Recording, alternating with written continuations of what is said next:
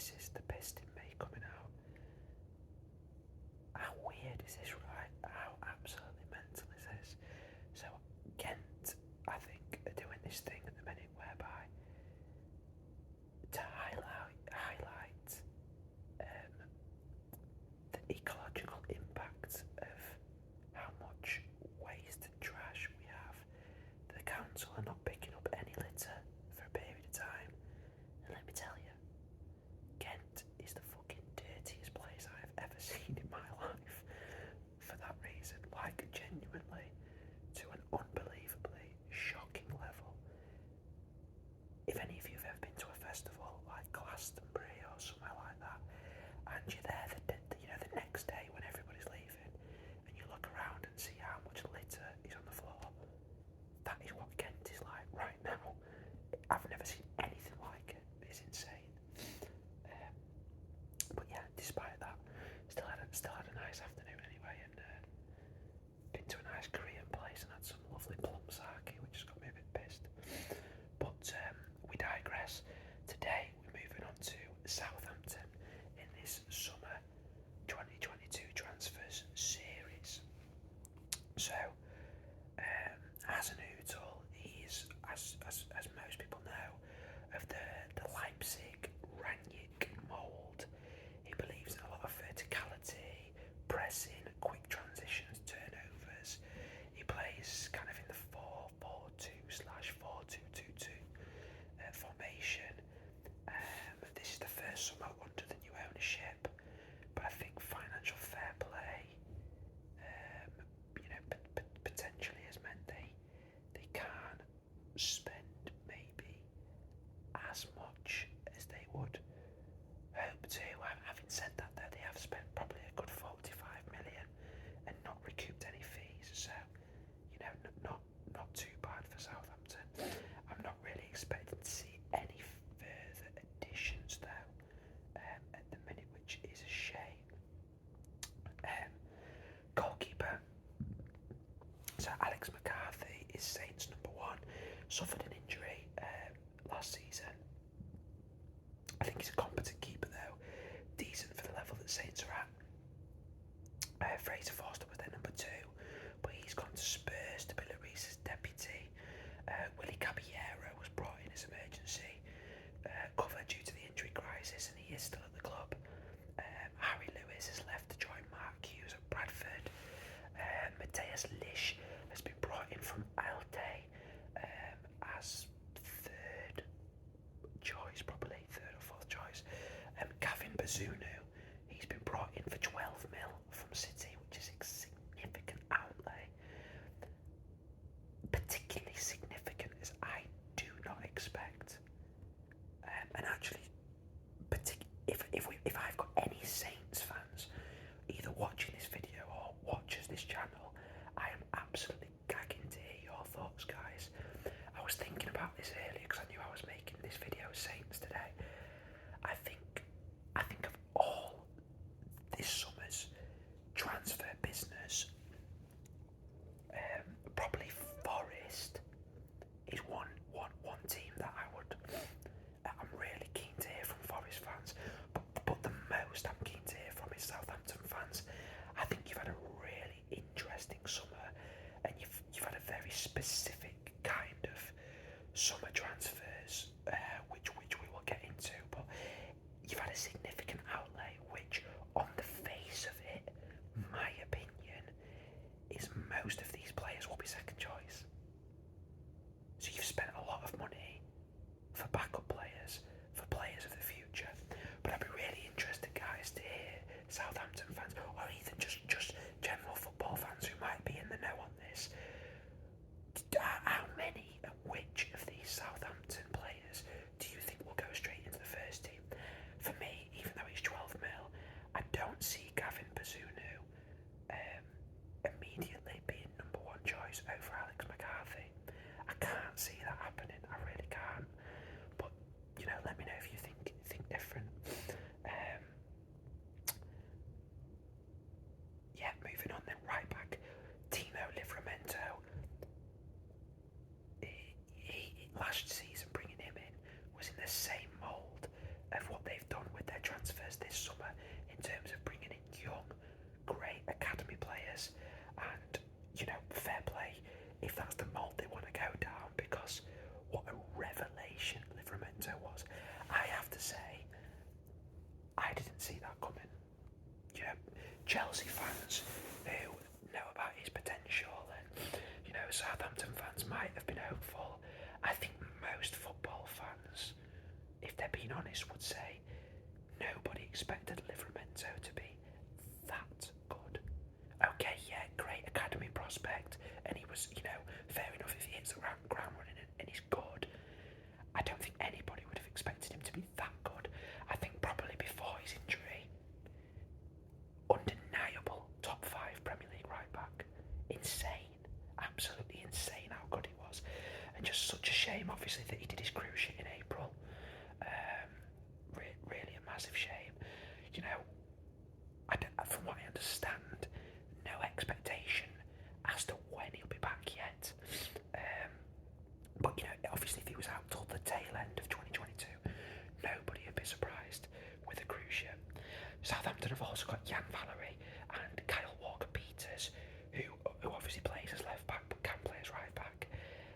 I do think though that with Liveramento out, this would only really leave them with 3 full-back options, with Liveramento being out. So I think that actually getting another right back in, even on a 6-month loan deal, would be really, really valuable for Southampton.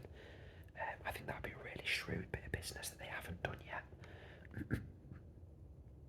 Centre back, so they've got Mohamed Salisu, and he was definitely Saints' best defender last year. Again, young player who's been absolutely outstanding. I'm so surprised that no one came in for Salisu this summer.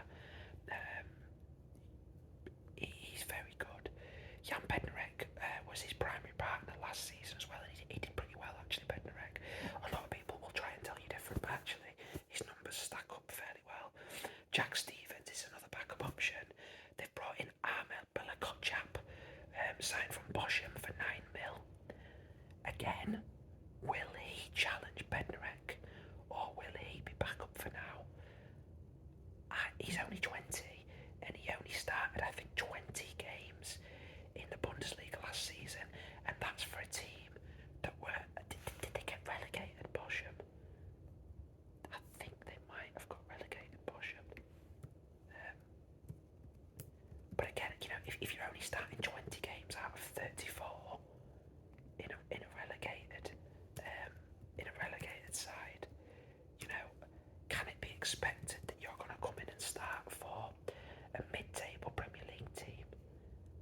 I don't know. I think they actually stayed up. I think did they finish 13th? 21-22.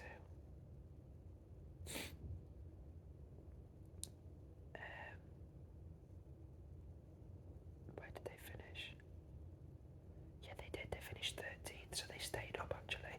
So yeah, mid-table Bundesliga team. My bad, completely got that wrong. Mid-table Bundesliga team, going into a mid-table Premier League team. But again, as I say, and from what I was looking into this, it wasn't injuries. He just wasn't played. So I think he started about 20 games in the Bundesliga. I'm not sure he's gonna. And Jan Bednarek's established, international player. I think he's been brought in as backup. But obviously they'll have high hopes for him in the future. Lianco is their other centre back, and he was very poor in the few games that he played. He should be moved on for me. Left back, obviously they've got Kyle Walker-Peters, Kyle Walker-Peters, one of the best left backs in the Premier League last year, will undoubtedly be their main choice this year. Roman Perrault is their backup option and isn't great, but I think Saints will just hope that they've not got any European football. I think they'll just hope that Walker-Peters can pretty much just play every Premier League game, and that'll be fine for them at this stage. Centre mid. So I talked about last season how Southampton had no cover for Romeo and Ward-Prowse, and that could be a problem.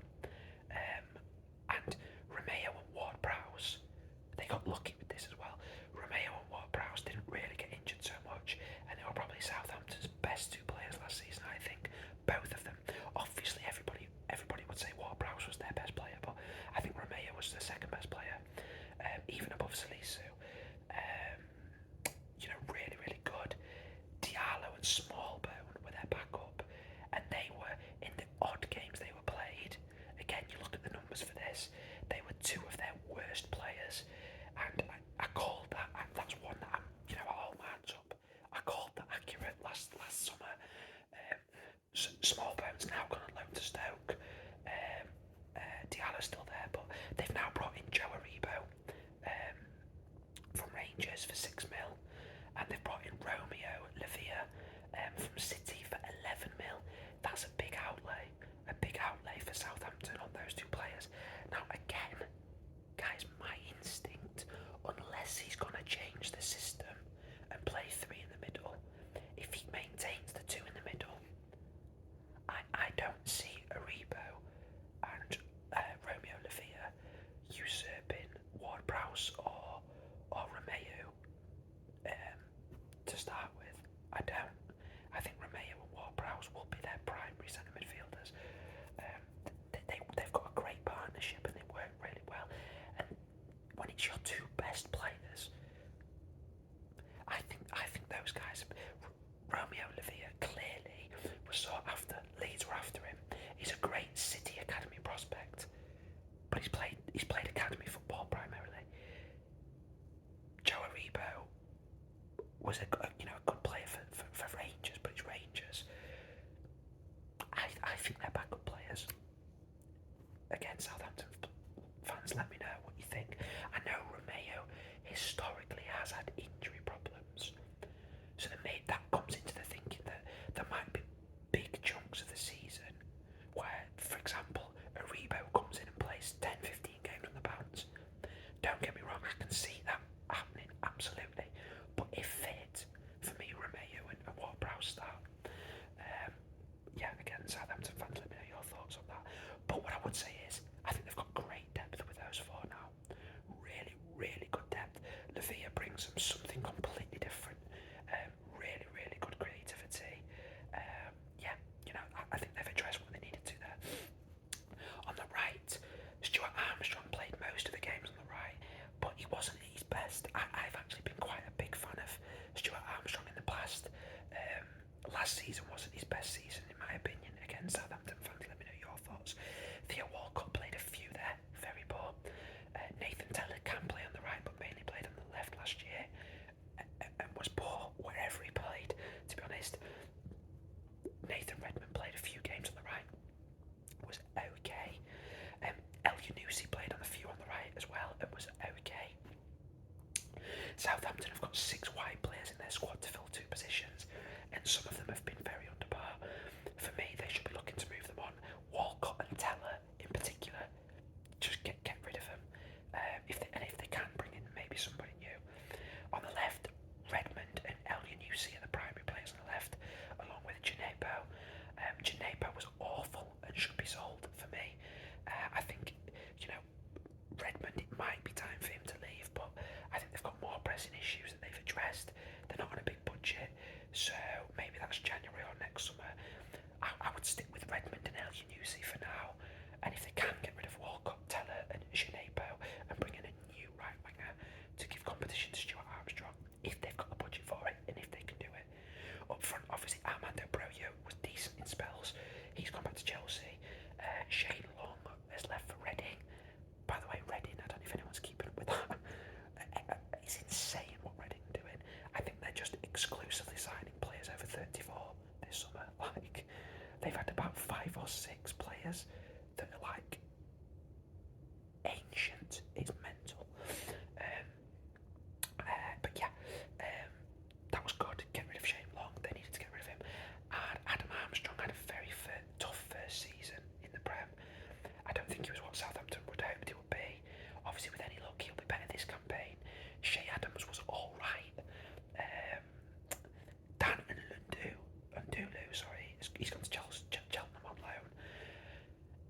Southampton have had an 11 million bid agreed for Sekou Mara, accepted from Bordeaux. By the time this video comes out, I expect that will have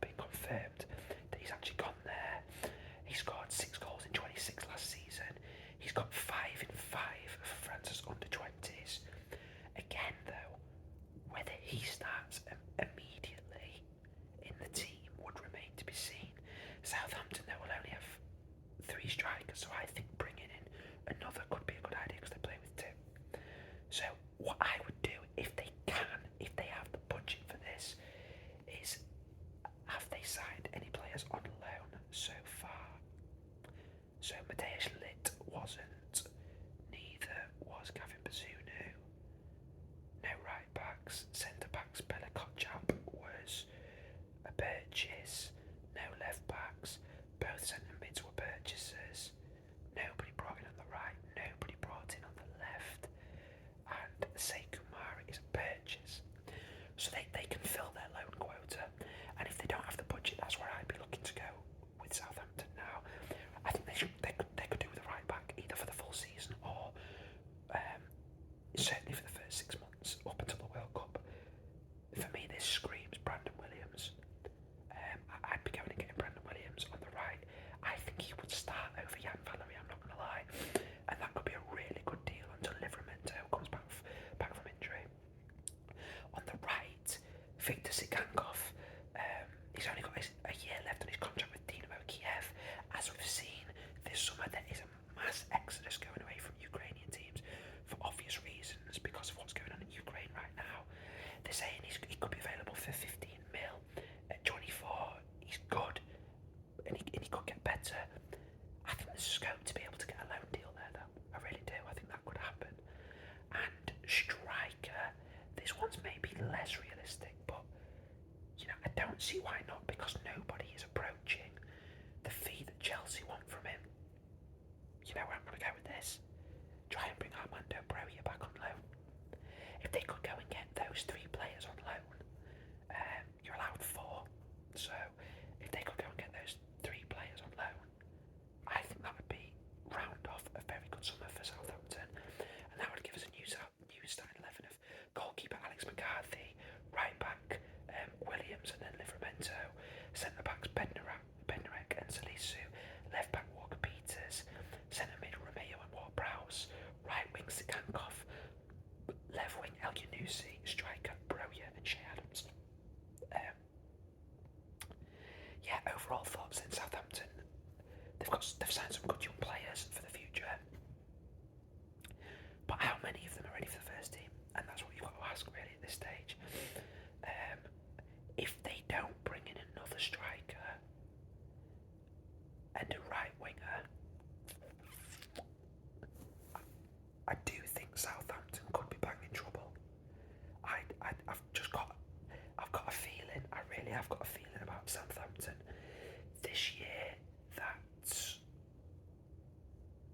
they could be in trouble. They could be in trouble. So we'll have to see. But I can't see them finishing above 12th, 13th. But if things started to unravel for Southampton and they got relegated, I wouldn't be surprised. I'm not saying it's gonna happen, and I'm not saying that's my prediction, but I really, really wouldn't be surprised if Southampton run into a spot of bother this season. But as always, let me know your thoughts, guys.